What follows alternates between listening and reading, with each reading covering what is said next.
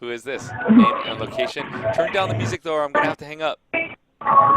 Sorry, I'm in a shopping mall right now, but Okay. I'm the big fan of Wayne. So I Oh, really want to hell talk to yeah. Wayne. Oh, thank you, thank you. Yeah. Who is this? Wayne, you're so sexy. Do you have a Yes. girlfriend? Oh man, name location, please. 513. I play. People in the chat. Where is the 513 area code located? I play a It's a character. Cincinnati number. It's a Cincinnati number, but I'm in Vegas right now. Oh my gosh, when are you going to be in Los Angeles, and what is your name? What is your Instagram too? My name is Marsha. It's not Marsha. Oh, Marsha, listen, we love the compliment, but we can't hear you too good, so please call back. Sorry, I'm going to, hold on, I'm going to, outside so there'll be less. Okay. Give me one second. We'll give you a quick second. Less music. Now, can you hear me better? Not Can you hear me really. better? It's okay. Sorry, All right, it's Vegas, so Marsha. there's music everywhere. But I'm just Marsha. I'm so excited to hear Wayne. All right. Thank you, thank you. I play a character. Actually, I'm just trolling. This is Sasha.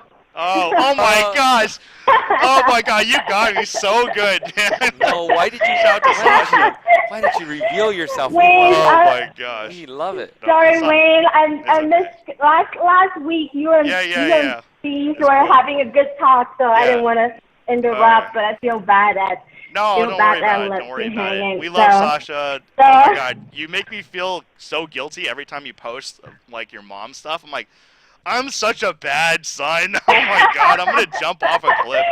No, it's a reminder. It's not supposed to make you feel guilty. Oh my god, I'm so relieved this is Sasha. You guys have no idea. I just want to call in and send you a little bit of love and give you a little bit of support. And JJ as well. Sorry, I wanted to troll Wayne last week already, but I'll figure out. I'll surprise you. Appreciate it. Thank you for calling in, Sasha. When are you gonna grace the felts on Live at the Bike? Yeah, you're just like crushing the win. All you do is win, win, win, and double up. You know we've been having some ladies games, and you would fit right in. Yeah, you're just. I know, I saw that. Yeah, well, I'm almost like always. In Vegas. I rarely travel to LA now. I might in a few weeks. So I feel kind of bad because I've made plans with Feldman to go on play some PLO weeks, but I had to cancel last minute because my travel plans change all the time. Yeah, but when I go to LA, I definitely will try to get when you to come see you guys. when you come back on the scene, we're gonna welcome you with open arms and just promo the hell out of it. So I know you were supposed to call in last week, Wayne. What were the main questions you were gonna have for Sasha last week? Obviously she's winning. She's killing in PLO in the tournaments. You wanted her to give you the secrets or what? Yeah, tell all the secrets. Live with the bike only. Like, Don't even put it on your channel. I'm just kidding. The secret is to never fold. I'm just kidding. That's not the secret. No, that's not the secret. That's not the secret. No, that's not the secret. The secret is to keep learning, keep studying, keep improving your game. Oh man, why are you giving away all the secrets? Secrets to run. Why did I ask that question? Because you know what, most PLO players don't study. That's why. Because a lot of no-limit hold'em players study and try to improve their game. For some reason, when they play PLO, they seem to think that it's a game of luck, it's a coin flip, or there's a lot of variance, so they don't think they need to study and they can still win, which is true sometimes, but when you don't study, you will get taken advantage of a lot at the table. So keep studying, keep improving. That's the only way how you can beat the game over in the long run. Yeah, are you watching Ryan Feldman's stream? I actually talked to him. I talk to him sometimes, and I told him why I actually gave him a little bit of hard time the other day. Like, why do you always stream at 5 a.m. in the morning? Yeah. So it's kind of hard to catch up. I did call some streams. It was really fun. So for anyone who plays PLO, Ryan has a lot of energy. So definitely check out his streams. The only thing is he streams very, very late night hours. Yeah. And also he eats a lot of food when he streams. So especially during those late nights, you have to really resist the temptations to not want to eat because whatever he's eating always seems very delicious. Right. So I don't know if you watched the part of last week's show where I shouted you out. I was like, dude, PLO is growing, and we just need to get more PLO players out there. Just just hyping it up, the hands. I was like, yeah, Joey Ingram was obviously the first, then Jay Nandez, then I put some out there, but you just brought it to like a huge plus. And now other people like Ryan Fee or whatever are just putting out the PLO, and it's like we all have to do this to get people to play the great game, because if people don't have like information or stuff to hype it up, like also Big Al's game where there's like the Mockery and the 40K pot. We need all this stuff to keep, bringing PLO on, because PLO is amazing. Like it is amazing. It is a great game. Right. And yeah, I think for those people you mentioned, we just really naturally really love the game. So yeah, it's just come out naturally. We just love the game and want more people to play and to experience it. Yeah, so hard to go back to 2 cards after 4 cards. Correct. JJ, are you listening? You come over to the dark side. Maybe it's the dark side, maybe it's the light side. You never know. So I know you said this stuff before, but like Barry Greenstein's one of your mentors. I've been playing with him for years. I don't even know if he said anything about me. Yeah, he's really. No, he has not mentioned anything, but he knows everyone. So. Yeah, long time goat.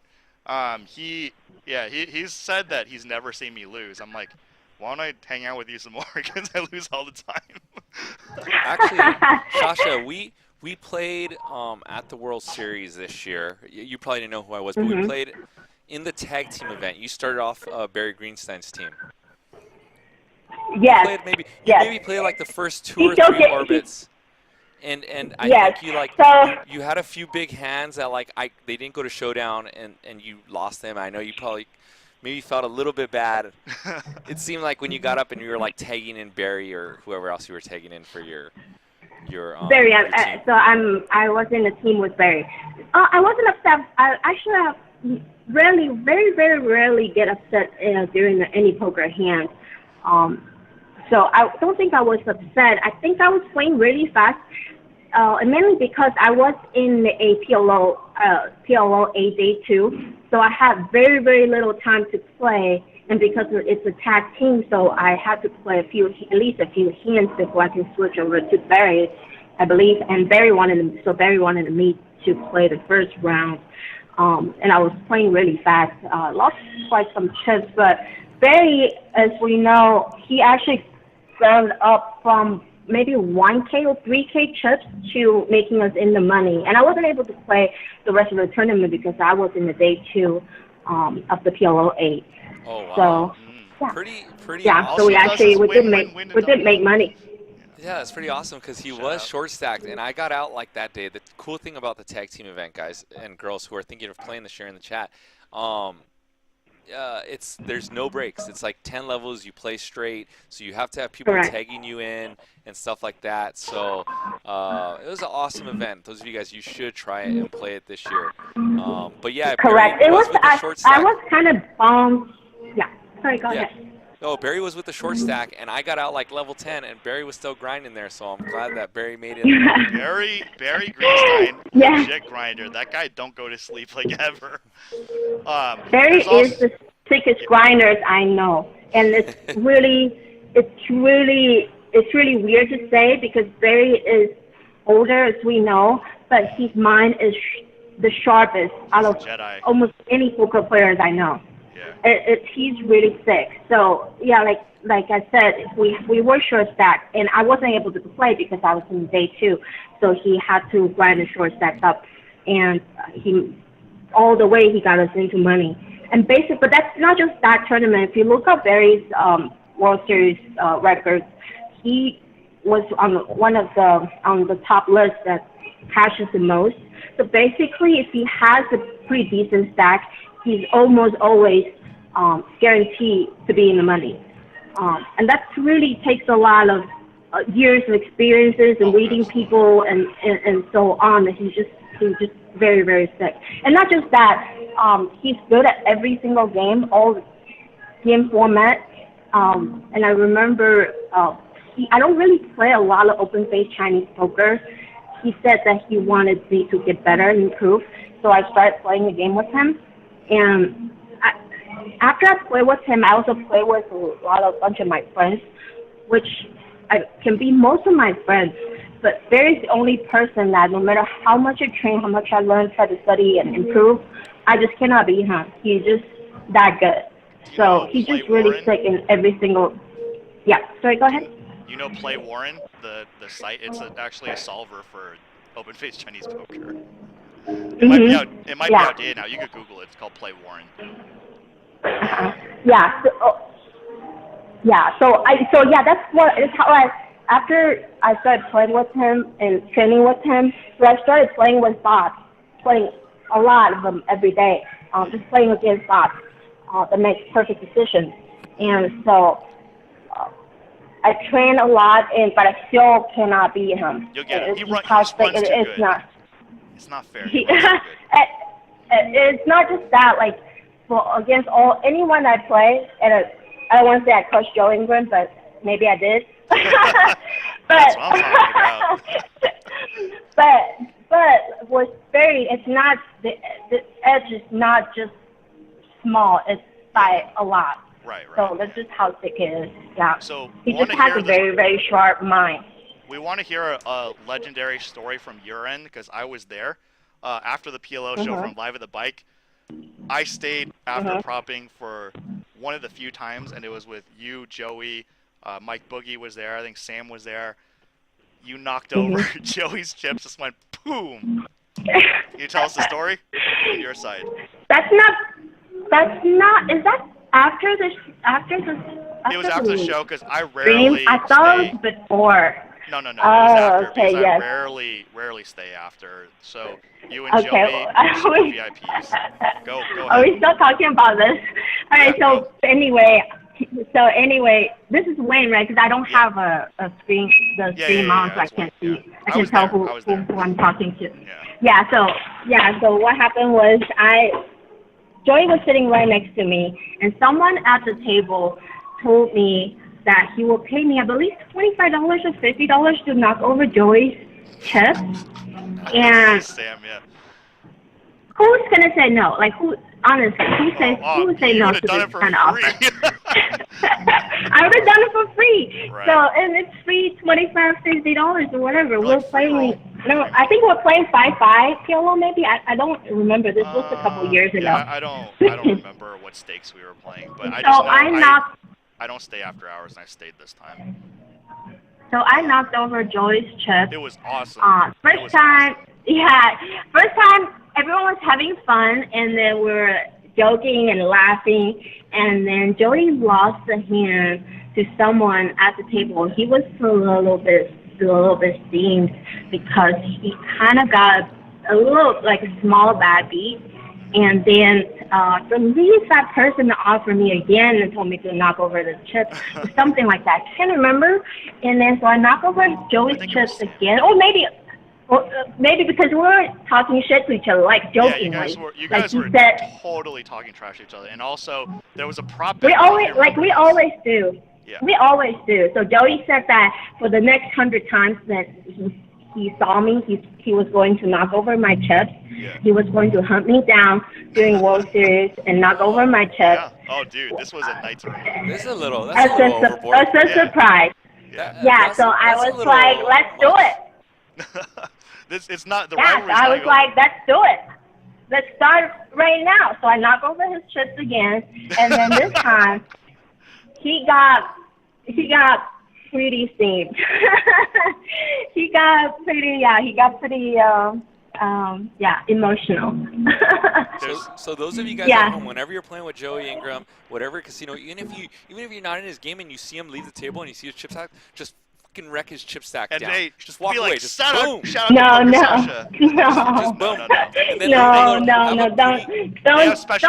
that. Like, yeah, don't do that. Have a don't do that. I love the pod, and then boom, it'll be on top of the chip stack. It was just because they had a friendly rivalry. Also, I remember that night because, like, you guys had a prop bet too. Like, Joey was supposed to guess your age or something like that. Right. So Joey, this was back then when Joey didn't know me very much yet. Yeah. So right now Joey is one of my closest friends.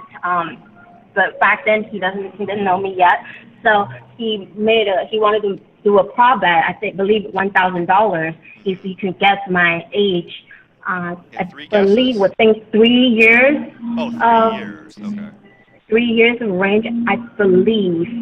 And I told him, like, I'm fine. I'm okay doing that. But then, for some reason, I don't remember why I think he chickened out. It didn't, I don't remember. He did chicken out because he tried to go online and Google me. So I told him, like, you can't count. So if you can Google me, then, yeah. But I don't think you can find it. I don't think. But now you can, for sure. I told him I'm Asian, so I could be 50. You never know. That's true. Yeah. Could be 16. You don't know. Not that I could be. I probably am 50. So. I feel like I can guess your age within like 2 guesses, but I do know growing up, it's not nice to guess a lady's age. Yeah. Wayne and Mr. Joey Ingram. Yeah, but but you know him in the prop bets. That's true. He's he'll do anything for a prop bet. Well, it's nice to earn $1,000. Oh yeah. You guys should have been there listening to the negotiation go down. It was amazing. Right, we talked about it for a while. Yeah, it was a fun night. Legend, a night to remember. It was a fun night. Yes, a night to remember. I still wish that Sasha would have went a little bit longer with saying how sexy you were, Wayne. And, we were like, hold on, time out. Who is this lady? We're going to fly you out. No. You don't even know how glad I am, Sasha. What are your goals for 2019? Oh, that's a good question. What are your goals for 2019? Very good question. So I have been playing much more tournament, not just playing, but working on my tournament games for the last maybe a month or two. Last year, going to WSOP, I haven't played many tournaments. I played a lot of cash games last year, so I felt kind of rusty. And this year, I told myself I definitely don't want to make the same mistakes. I'm the person I really don't like making the same mistakes. I will do anything in my power to correct it. So this year, I'm spending more time on tournaments. So definitely, I don't want to say that I want to win the bracelet. It's what everyone wants, but I'm going to do whatever I can to help me achieve a better result. Yeah. So, I mean, like, one of the goals could be, like, cash games. It's more controllable because we see you grinding at the win. You're, like, killing it. There are witnesses to say you're killing it. So, how about cash game, like, hashtag goals? Well, that's the thing. The past couple months, I have not been playing as much cash games as I would like to. I really miss PLO cash games, but I want to be able to focus on tournaments. So before summer, at least before summer, you won't see me at PLO cash games as much. I will be working, playing tournaments a lot before summer. Okay.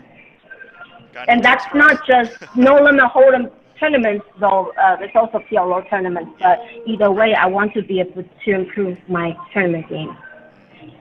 So are you with the idea of late regging these PLO tournaments? Or like a lot of these tournament players, they love late regging, or do you get there right at the beginning of the day and try to build? I don't like late regging. I don't like late regging at all. I know a lot of pros do it. They late reg, play tight, try to double up. I don't like it. I play tournament with the concept that I'm trying to win. I'm not trying to make cash. I want to do everything in my power to accumulate a big stack. So that's my personal opinion. So with tournaments, I try to get there early. I don't always do, but I try to get there as early as possible. And just because on those early stages, there's a lot of dead money in there, and it's almost a sin if you don't try to take those and try to get to a big stack, because that will give you a big edge going to the middle stage, and especially middle stage when lines are starting to go up and everyone's starting to get a little bit scared and not trying to play every hand anymore. So in the beginning stage, it's a great chance for you to get a lot of chips. Gotcha. So one thing before I forget, a couple months ago, you had a Twitter post where you're like, you need to win a tournament and have a guy sit on your lap. Is that still on? Yes. Well, yeah. Right now, I don't have anyone to sit on my lap yet. Yeah. So you want to give any fans? But I'm fine. I'm fine without anyone sitting on my lap. Okay. Well, if you win one in LA, just make sure Wayne is there to rail you. And Wayne will take the photo on your lap, like if you were Santa Claus, and Wayne will be right there, like, wishing. Okay, how about this? If I win a tournament in LA, big or small, you have to be there and sit on my lap. Okay. Sasha's gonna be Santa Claus, and you're just gonna sit there. Oh my gosh. Yes. I'm in. All right, deal. Shout out to Poker Sasha. All right, thank you guys. Sasha, I got one last question for you if you have time. Okay, yeah, go ahead. Okay. So at the beginning of the show, we were talking about females in poker, and there's, probably percentage-wise, maybe you guys are like at the 3% in the poker community. So what are the biggest obstacles you have to overcome as a female professional poker player? Yeah, go for it. Very important. A lot of obstacles, of course, obvious ones, of course, like we all know, people don't. One, there's a lot of bullying at the table. There's a lot of disrespect at the table. People won't give you credit. People get really mad when they lose a hand to a female versus a male. When they lose a hand to a male, they might think they get outplay or bad beat or so on, but when they lose to a female, it's always a bad beat. They always think that you're just getting lucky. They always think that there's no thought process behind why you do what you do and how you took their chips. So that's a big obstacle. It's also a blessing when people don't give you credit. So I would encourage female poker players out there to use it as an advantage. But yeah, biggest obstacle I think will be when it gets hostile, when people get disrespectful. That's one biggest obstacle for me. I have put on Twitter that once at Venetian, I got one guy lost all in 3 pots straight to me at a PLO cash game, and he threw his chips at me.